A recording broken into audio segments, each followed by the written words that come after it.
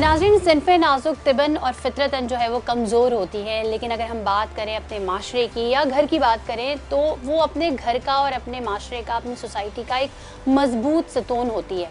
लेकिन some time वो अपने ही रिश्तों से मैनिपुलेट हो जाती है। किस तरह से होती है, क्या होता है, ये हम जानेंगे। हमारे साथ हुमैरा मौजूद हैं। हुमैरा, आप बताइए कि जब तक माँ बाप ज़िंदा थे तब तक लाइफ बड़ी अच्छी थी, माँ बाप के इंतकाल के बाद क्या हुआ? इंतकाल के बाद मैं बहुत छोटी थी और मेरे भाई ने मुझे बेच दिया था। पट्टा सट्टा करना है, यानी अपनी बहन की शादी कर दो और जो है इस लड़की से शादी कर लो। तो जब आपने इनकार किया, वो शादी नहीं था और जब कह रहे थे कि कोर्ट मैरिज करेंगे, लेकिन कोर्ट मैरिज जब मुझे लेकर गए थे तो वहाँ उन्होंने कहा था कि ये बच्ची है और इसकी कोई शादी नहीं होती। क्या उम्र थी आपकी उस वक्त? उस वक्त मेरी मतलब कि 12 साल की मेरी उम्र थी तब। तो इन 6 लोगों के साथ आप रहती थी।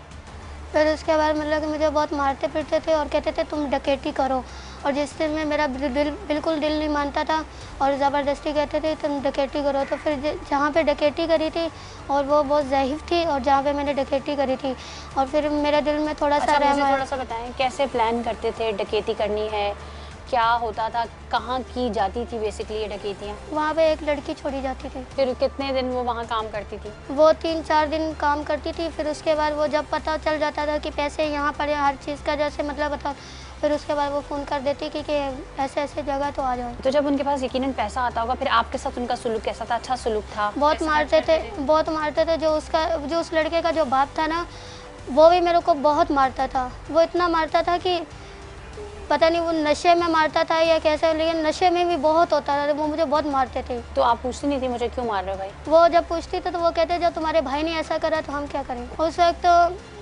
तो मैंने जब इस हालात में गुजरे तो फिर मेरा दिल चला कि मैं अपने भाई को मार दूँ।